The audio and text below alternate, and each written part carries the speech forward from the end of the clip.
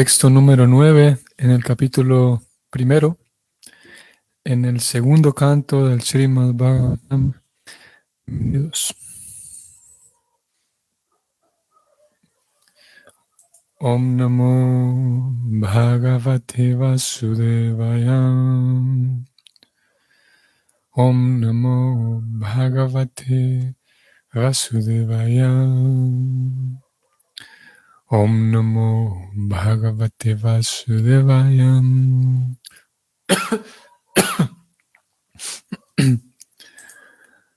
Srimad Bhagavatam 2.1.9. Parinishtitu pinar gunyam utama shloka lilaya grihita chetara yarshe akyadnam yad aditavam. La traducción es la siguiente. Oh Santo Rey, yo me encontraba sin duda perfectamente situado en la trascendencia, y aún así me atrajo la descripción de los pasatiempos del Señor, a quien se lo describe con versos iluminados.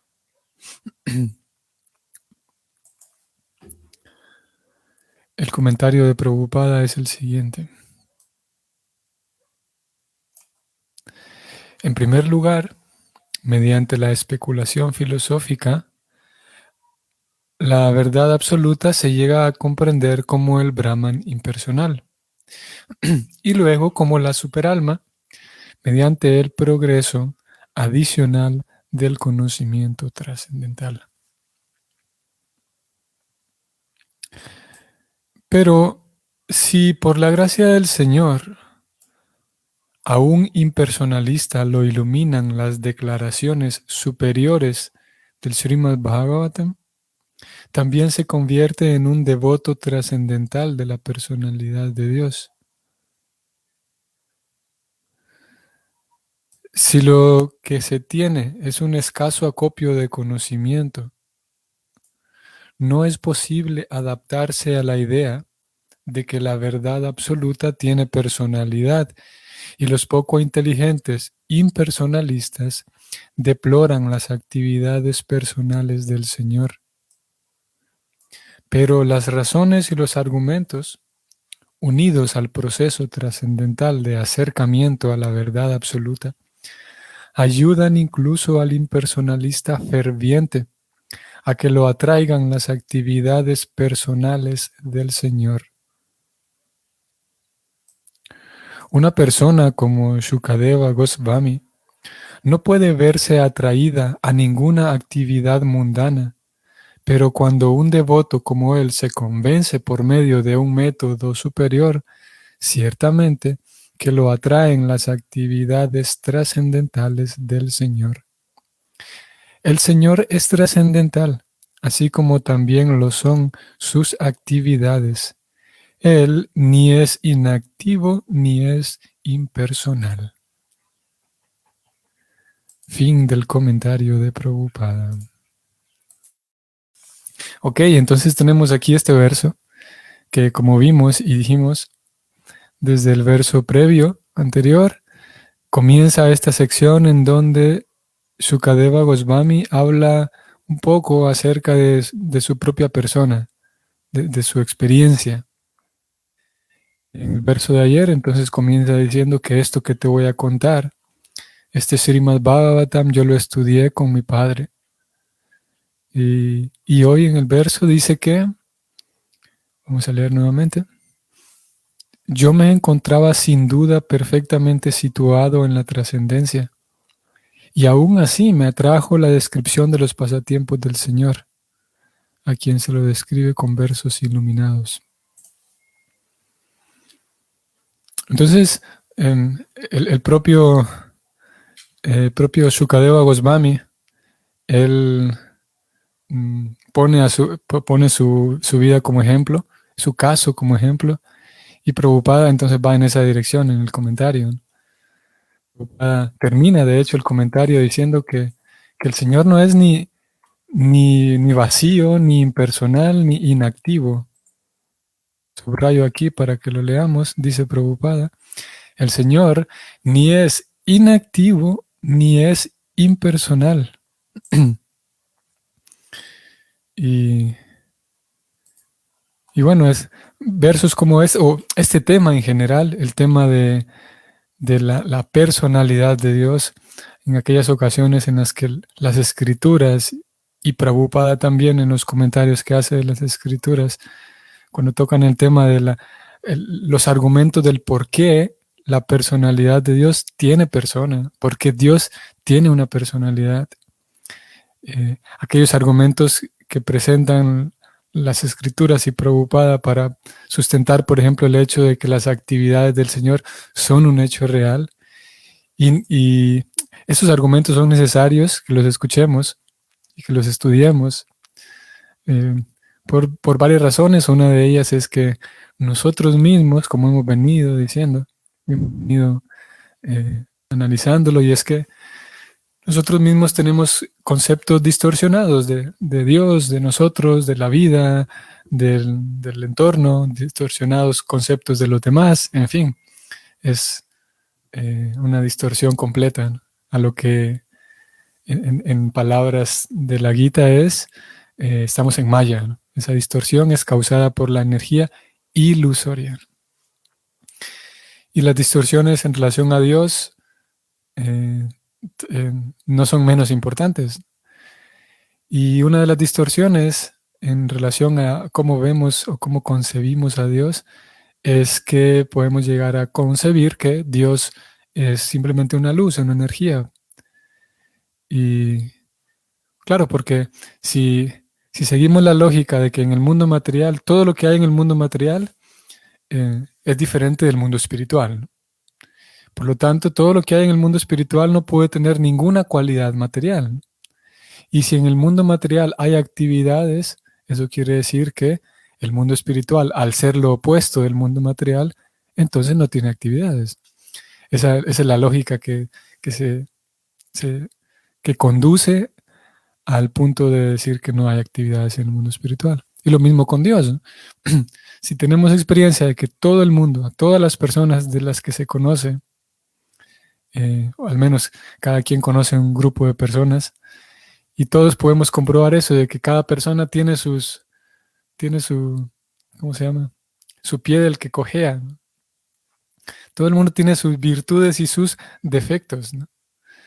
Y si lo vemos, por ejemplo, a través del psicoanálisis, en la psicología analítica nos diría que sí, que definitivamente, de hecho, cada ser humano no solamente tiene sus defectos, sino que tiene dentro de sí, en su propio ser, tiene un montón de cosas que asustarían a cualquiera. A aquella misma persona se asustaría de sí misma al darse cuenta de lo que hay dentro suyo, de lo terrible que es. Entonces podríamos concluir que todo el mundo tiene defectos, por lo tanto, pensar que Dios es una persona sería limitarlo a Dios. Esa es otra idea. Pero, y bueno, y siguiendo esas líneas, siguiendo esos esquemas filosóficos, se llega a concluir que lo más natural es que Dios no es una persona. Aparte, ¿qué necesidad tienen los seres humanos de que Dios sea una persona? ¿Cómo se llamaría esto? Es un antropomorfismo. Y no solamente un antropomorfismo, sino también es un cierto tipo de egoísmo. ¿Por qué si existe Dios, por qué necesariamente tiene que tener la forma humana? ¿Por qué no puede ser una tortuga? ¿Por qué no puede ser cualquier otra cosa? Y alguien respondería alguien así con crítico, digamos, respondería que sí, es que el ser humano se cree tan especial que piensa que Dios tiene forma como él, como humano. Y en fin, el debate es interesante, el tema en sí, el debate generado entre aquellos que, como Prabhupada, aquellos que defienden la realidad de que Dios es una persona y tiene actividades. Y partiendo de capítulo 15, por ejemplo, del Bhagavad Gita, Krishna da una descripción bastante ingeniosa. No podrías, Krishna es todo, Krishna es el amor ilimitado y la felicidad ilimitada, tiene que ser el ingenio ilimitado también. Krishna escribe ahí, capítulo 15 de la Gita, y Prabhupada acompaña con sus comentarios, cómo el mundo espiritual es como un árbol, y el mundo material es el reflejo que se ve en el agua, si hay un árbol a la orilla del río, a la orilla de un agua. Y el reflejo del agua se parece mucho al mundo, al árbol real, ¿no? Pero el árbol real, de hecho, tiene todos los nutrientes corriendo por todas las células del árbol. En realidad el árbol está vivo, de verdad, el árbol real. Mientras que el árbol del agua no tiene toda esa realidad el árbol del agua no está absorbiendo, por ejemplo, el reflejo del agua no está absorbiendo los nutrientes del suelo. El reflejo del agua simplemente está siendo una copia del árbol real, que está en la orilla del agua, en la orilla del río, en la orilla del lago. Y similarmente, dice Krishna, el mundo espiritual es el mundo real y está lleno de actividades. Y es debido a que está lleno de actividades y variedades y todo tipo de experiencias, debido a que ese árbol, que es el mundo espiritual, es real. Entonces el mundo material se refleja y todo lo que vemos del mundo material, que es una ilusión, como ya dijimos, una distorsión, en realidad el mundo material es solamente un reflejo distorsionado de aquel mundo real.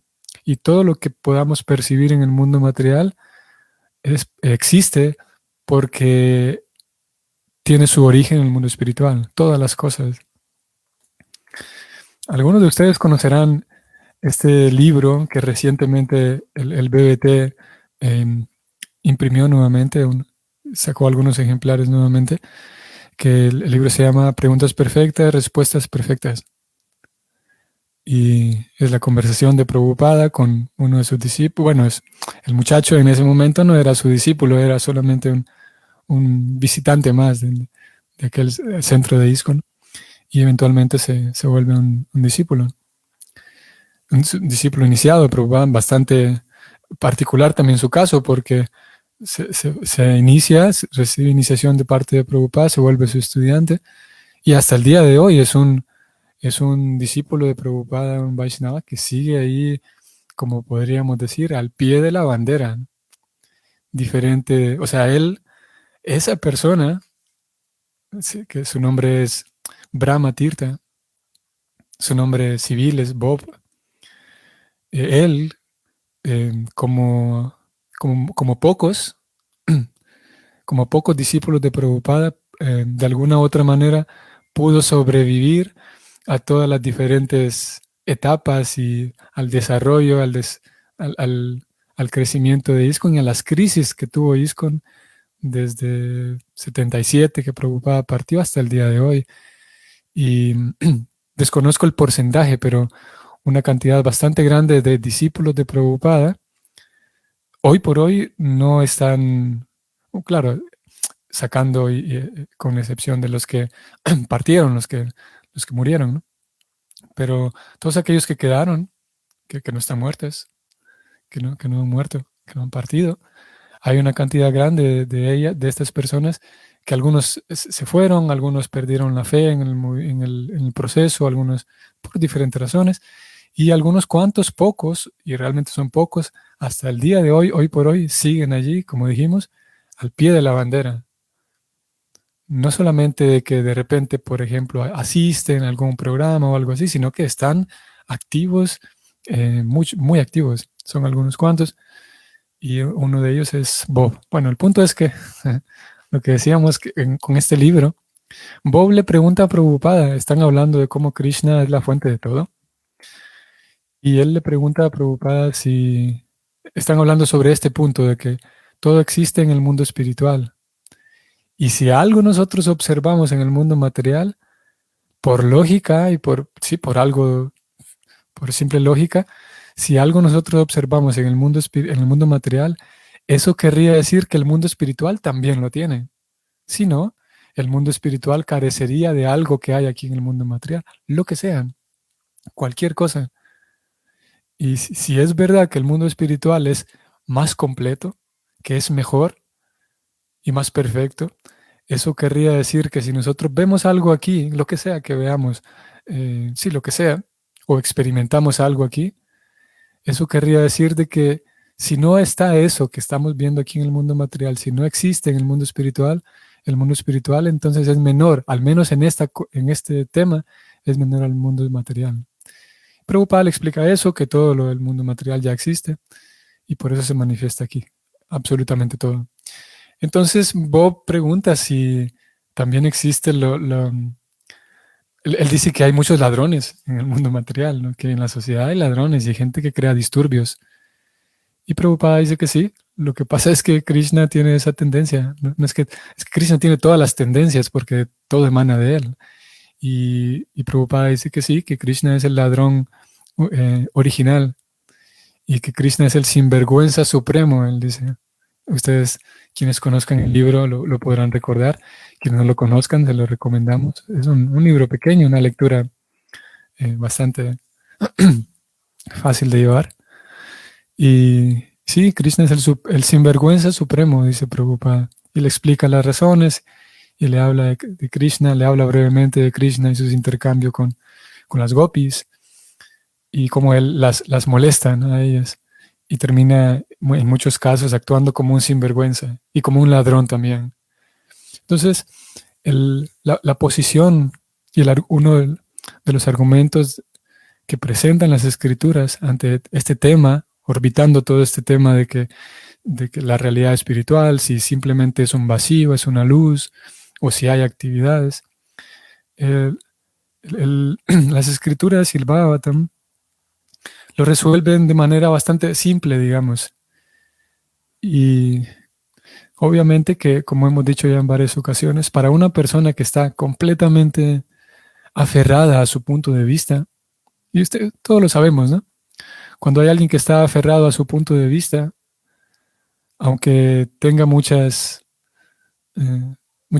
pruebas y aunque se le presenten datos y pruebas, informaciones, lógica, aún así es difícil de que la persona cambie su punto de vista si lo que está es aferrada, en vez de estar buscando placer en la verdad, está encontrando placer en tener la razón. Y si ese es el caso, bueno, ya es es un caso perdido. Bueno, el argumento es que Krishna, el Señor Supremo, es todopoderoso, ¿no? Y nosotros, vamos a ver si podemos explicar esto brevemente, ¿no? Krishna es todopoderoso, por definición, Dios tiene que serlo. Si Dios no es todopoderoso, pues no es Dios. Y nosotros, lo contrario, nosotros estamos limitados de tantas maneras, que supuestamente podemos estudiar y ya está, y podemos estudiar y volvernos muy inteligentes. Pero si el libro que vamos a estudiar está escrito en chino, pues de nada sirve haber aprendido a leer español. Porque tenemos tantas cosas que nos limitan, contrario a Dios, que nada lo limita por definición. Entonces, si es verdad que nosotros, debido a que estamos limitados, no podemos imaginar nada del mundo espiritual. Eso sería como decir, bueno, yo no conozco China, no sé hablar chino, pero tengo una idea, he visto más o menos en las películas cómo se escribe en chino, así que voy a escribir unos garabatos y de tanto escribir garabatos, alguna palabra en chino me tiene que salir. Y partiendo del hecho de que no sé cómo se estructura nada, ni siquiera una sola palabra en chino. Imagínense, sería absurdo decir que, bueno, denme un lápiz, yo voy a hacer así figuritas que se parezcan, recordando en mi memoria, ni siquiera voy a copiar viendo, basándome en algo, sino que de memoria de lo que he visto en las películas, y de tanto copiar garabatitos voy a formar una palabra. Y después voy a formar una oración que sea coherente y que no tenga fallas ni de gramática ni ortográficas en chino, ¿no? Y después voy a ser capaz de escribir toda una historia. Denme chance solamente. Esto con un poquito de tiempo y práctica lo voy a lograr. Sabemos que eso sería absurdo, ¿no? Porque si yo desconozco aquel mundo que es el mundo chino, el mundo de la gramática china, es imposible las Las probabilidades son tan mínimas de que cómo es posible que yo vaya a escribir una novela, un cuento, sin saber chino. Y ese mismo razonamiento nos llevaría a pensar de que si eso pasa con el idioma chino, entonces, ¿cómo no va a ser con el mundo espiritual? ¿Cómo soy capaz yo de imaginar lo que hay en el mundo espiritual? Si el idioma chino que está aquí en el mismo planeta, lejos, pero en el mismo planeta, me es tan distante, ¿cómo voy a ser capaz yo de imaginar lo que hay en el mundo espiritual? Jamás. Y en ese sentido, pues es verdad, ¿no? Si eso pasa con el chino, ¿cómo no sería con el mundo espiritual? Pero el Bhakti dice algo diferente. El Bhakti dice, ¿qué tal si, qué tal si desde China viene un profesor que sabe muy bien español, que sabe comunicarse muy bien español, que conoce la gramática del castellano y que sabe también, conoce muy bien la gramática china y tiene aparte tiene el don de enseñar. Es, es, tiene la capacidad didáctica, puede enseñar. Si es eso, si se cumplen esas condiciones, entonces sí, dentro de un par de días voy a aprender chino. Muy básico, un chino muy básico, un chino que me ayude una palabra por lo menos. Voy a aprender a decir hola y adiós, que son las palabras con las cuales se inicia tal vez un idioma, generalmente. Y después de una semana voy a saber más. Y después dependiendo de diferentes factores. Pero después de un tiempo voy a saber hablar chino. No por mi propio esfuerzo, sino que vino alguien con el conocimiento de español suficiente, conocimiento de chino suficiente y conocimiento, la habilidad para enseñar. Por lo tanto, nadie puede reprocharme a mí mi escritura en chino porque aprendí de verdad con alguien que sabe, con alguien que vive allá y nació allá y está empapado de esa cultura y me vino a enseñar. Y si es así, entonces el Bhakti dice, es justamente así como ocurre con las historias de Krishna que nosotros recibimos. Estas historias que estamos leyendo en el Bhagavatam, bueno, hasta ahora no hemos leído tanto de Krishna, leímos cómo Krishna participó en el capítulo, en algunos capítulos del primer canto. No hemos leído mucho de Krishna, pero sí sabemos de otros pasatiempos de Krishna. Y las escrituras nos dicen que esos pasatiempos no fueron inventados por alguien. Al escuchar esos pasatiempos, esas historias, puede ser que en nosotros se generen ciertas emociones tal vez, o lo escuchemos con cierto agrado, y no generan en nosotros ciertas emociones, cierto agrado, porque sean simplemente bonitas esas historias. Es que son historias del mundo espiritual, porque simplemente sucede que Krishna, desde el mundo espiritual, la persona suprema, a veces él personalmente o a veces personas enviadas por él, aparecen en el mundo material y distribuyen todo este conocimiento, que es el caso de Vyasadeva, el escritor del Bhagavatam. Él es una encarnación de Krishna y su misión fue aparecer, ambos aparecen cuando Krishna viene al planeta. En este caso, al menos, Krishna apareció junto con otras encarnaciones, también otras personas que lo ayudaron personas que venían parte de su elenco, y uno de ellos es Vyasadeva. Vyasadeva viene en calidad ¿cómo sería? No sé si sería reportero, pero él viene y documenta toda la vida de Krishna en la medida de lo posible, y por lo tanto se vuelve autorizado, no es un invento de alguien.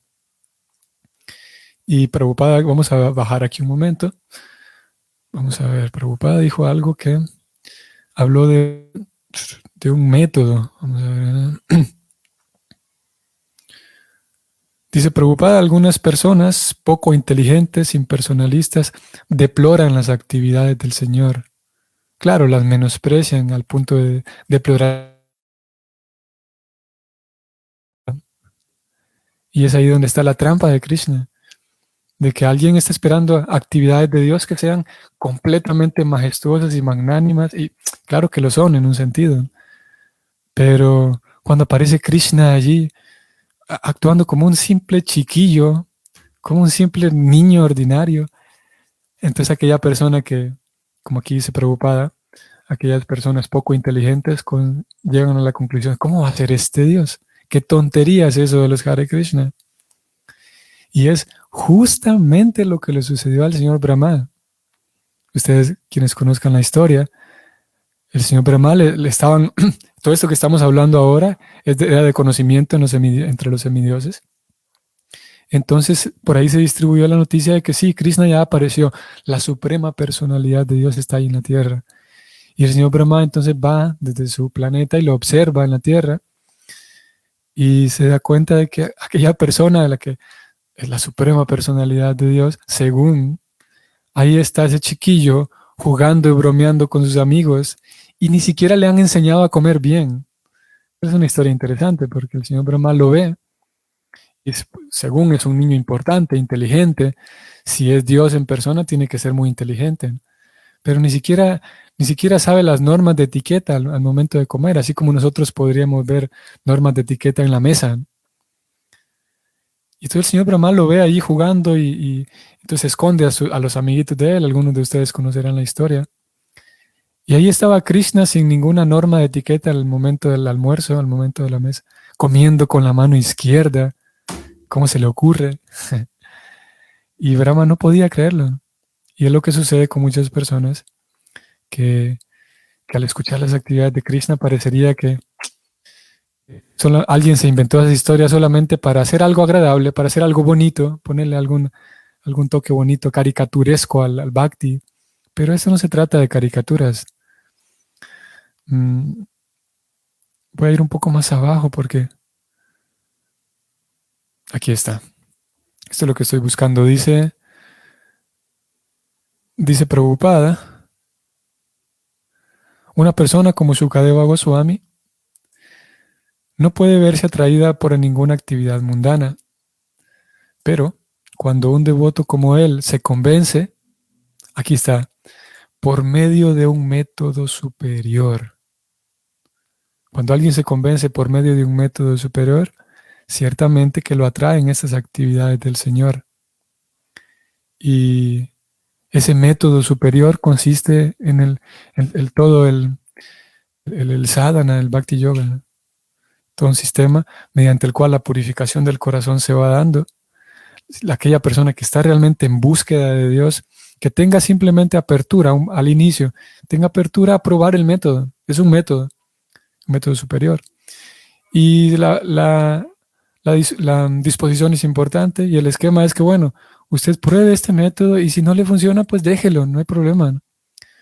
Pero lo cierto es que aquella persona, cuando es sincera, cuando realmente es honesta y está buscando realmente la verdad, está buscando realmente a Dios, prueba el método y se da cuenta de que esto no es algo ordinario, de que esas historias no solamente son caricaturescas para que se escuche bonito el bhakti, es que algo tienen.